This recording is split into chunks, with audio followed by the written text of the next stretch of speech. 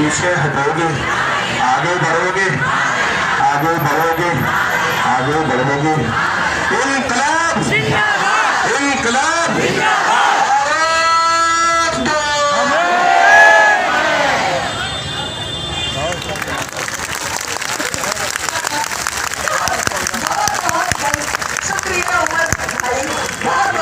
इसलिए मैं कह रही हूँ कि मेरे भाई और हम सब मिलके बीच में नारा लगाएंगे। बिल्कुल मैं ये दूंगी।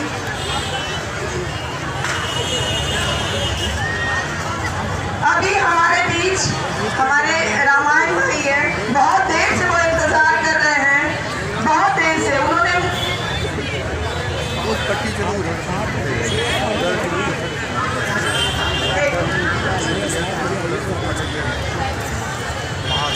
हमारे बीच हमारे भाई सैयद अहमद जी हैं, वो अपना बात रखना चाहते हैं। उन मौलाना साहब से मैंने साइकिल उनके बगल में लगा के पूछा, वो रुक गए और उन्होंने सोच समझ के जवाब दिया और सही जवाब दिया। उन्होंने कहा कि कुरान में जितने अहकाम अल्लाह ने नाजिल किए हैं, यानी जितने हुक्म हैं, जितने ऑर्डर से ईमान वालों के लिए, उनमें सब्र सबसे मुश्किल है। इसलिए अल्लाह ताला सब्र के खुद साथ होने का वादा करता है और इस वक्त हिंदुस्तान के मुसलमान ने सब्र किया है। हम सब के साथ अल्लाह है, अल्लाह की मदद नहीं है। ये बात ध्यान से निकाल दीजिए कि हमारे साथ अल्लाह की मदद है। अल्लाह ताला खुद हमारे साथ है।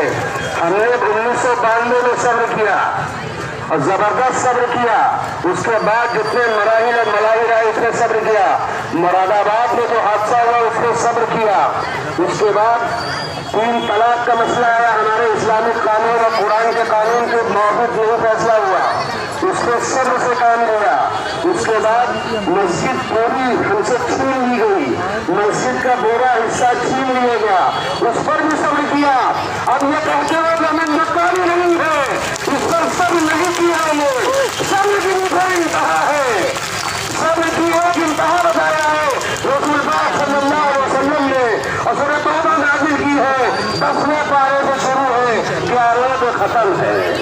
ये पूरी सूरह तौबा जिहाद पर है। अगर ज्यादा सताओगे, ज्यादा परेशान करोगे तो मुल्क के कई टुकड़े हो जाएंगे। दुनिया में यह तंजीम हम मानते हैं, दुनिया की सबसे बड़ी तंजीम आरएसएस की तंजीम है, इसमें कोई दो राय नहीं। लेकिन आरएसएस का मंशा ये है इस मुल्क के 50 टुकड़े हो जाए, ये गलत मंशा है। और जो आरएसएस चाह रही है वो गलत मंशा है। ये मुल्क एक है, मुल्क के रहने वाले एक हैं और जो यहाँ पैदा हुआ है वो इस मुल्क का है और इस मुल्क का रहेगा। इनका मंसूबा कामयाब नहीं हो पाएगा।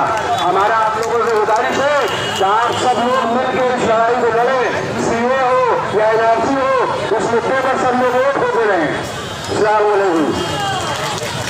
भाई प्लीज आप लोग बाहर ही रहिए, मैं यहाँ पे प्लीज जी। हम एक नारा देंगे, हम सब हिंदुस्तानी हैं, हम सब हिंदुस्तानी हैं, इस देश का टुकड़ा नहीं होने देंगे, हम कोई जहाद नहीं करेंगे, हम कोई जहाद नहीं करेंगे, हम सब हिंदुस्तानी हैं। इनकलाब, इनकलाब, इनकलाब, इनकलाब।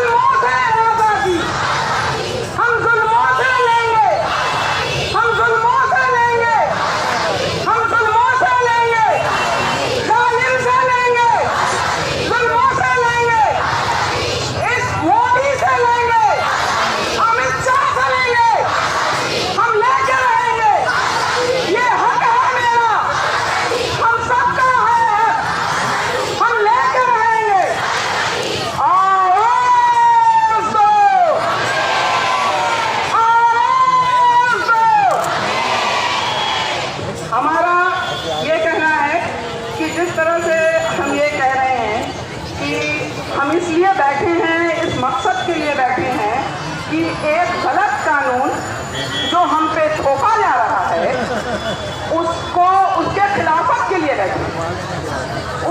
उसकी खिलाफत तब तक करेंगे जब तक हमारे अंदर जान है, ताकत है, तब तक लड़ेंगे उसके लिए। अब हमें कोई मशीन गन लगा के, तोप लगा के उड़ा दे तो बात ही अलग, बाकी हम पीछे नहीं जाएंगे। लेकिन इसमें हम तभी दूर तक चल पड़ सकते हैं जब हम सब ये अपने दिमाग में ये बिठा लें कि हम सिर्फ हिंदुस्तानी है, ना हिंदू है ना मुसलमान है, हम हिंदुस्तानी हैं। और इस आरएसएस को, इस संघ को जो आजादी से लेके आज तक इस देश को टुकड़े में बांटना चाहता है, उसे हम कामयाब होने नहीं देंगे, होने देंगे। इसलिए हमें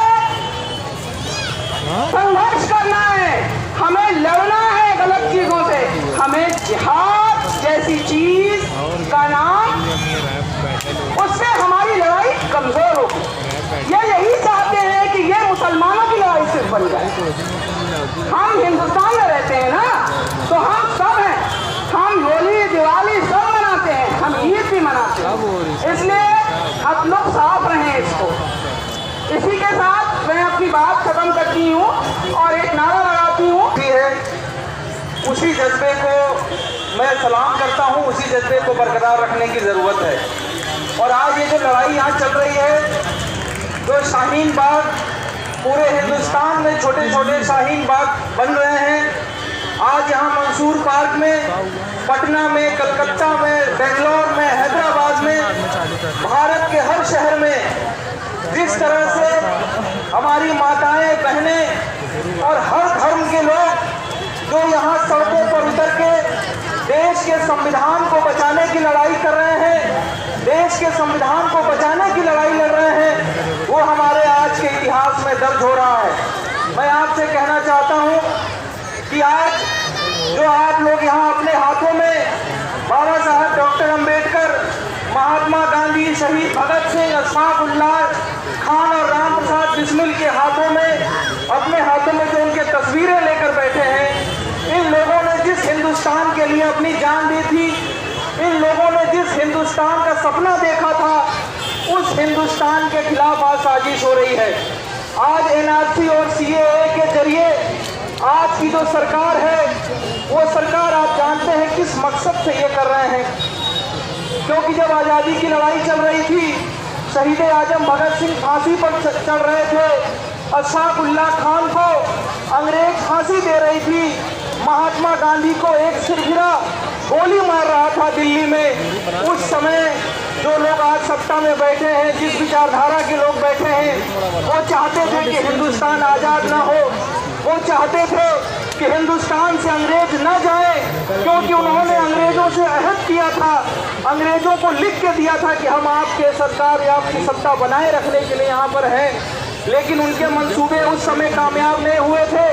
47 में उनके मंसूबे कामयाब नहीं हुए थे, क्योंकि बाबा साहेब अम्बेडकर, जवाहरलाल नेहरू, महात्मा गांधी, मौलाना आजाद, अब्दुल गफ्फार खान जैसे नेता इस देश में थे, और उन्होंने आरएसएस, विश्व हिंदू परिषद और हिंदू महासभा के जो सपने थे, उन सपनों को साकार नहीं होने दिया था, उन सपनों को कामयाब नहीं होने दिया था।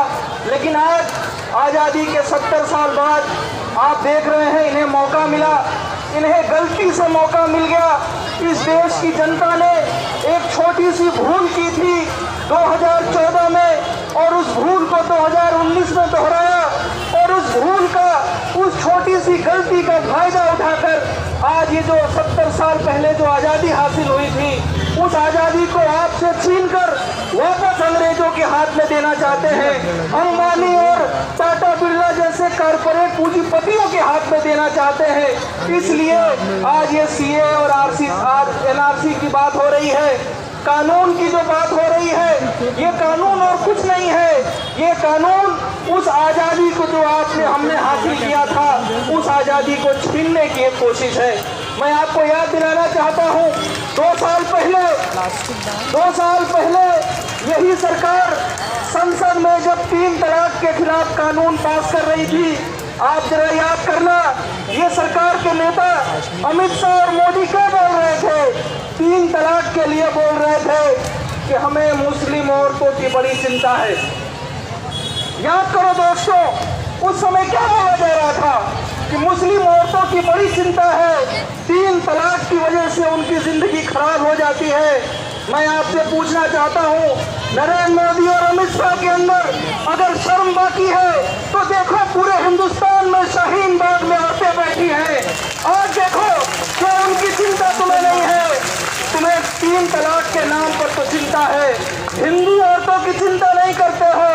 हिंदू औरतों की जिनकी शादी करके शौहर छोड़ के चले जाते हैं, उनकी चिंता नहीं है। मुसलमान औरतों की चिंता करते हो, चलो अच्छी बात है। लेकिन ये जो एनआरसी आ रही है, ये जो सिटीजन अमेंडमेंट बिल आ रहा है, CAB आ रहा है, इससे मुस्लिम औरतों के साथ क्या होने जा रहा है? 3 तलाक से 1000 गुना जिंदगी इनकी नरक हो जाने वाली है और तुम्हें चिंता नहीं है, क्योंकि तुम्हें 3 तलाक से फर्क नहीं पड़ रहा था। तुम्हें फर्क इस बात से है कि हिंदू और मुसलमान के नाम पर बांट करके किस तरह से देश में शासन किया जाए। और आपको शर्म आनी चाहिए, हमारे देश का वजीर आला प्रधानमंत्री रैली में जाकर क्या बोलता है कि CAA के खिलाफ, NRC के खिलाफ जो लोग आंदोलन कर रहे हैं उनको उनके कपड़ों से पहचान सकते हैं। हाँ मोदी जी, हम भी आपको अपने कपड़ों से पहचान सकते हैं।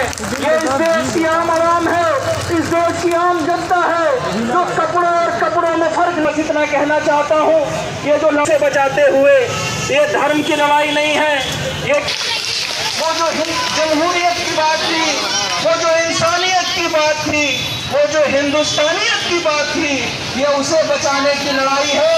और इस लड़ाई में जिस तरीके से महिलाएं, बच्चे, बूढ़े, बुजुर्ग, हर जाति, हर धर्म के लोग सामने आए हैं, देश के लिए बहुत ही ऐतिहासिक, बहुत ही तवारीखी करना चाहते हैं। आप याद रखना कि भगवान नहीं बजाने देना है, इस देश के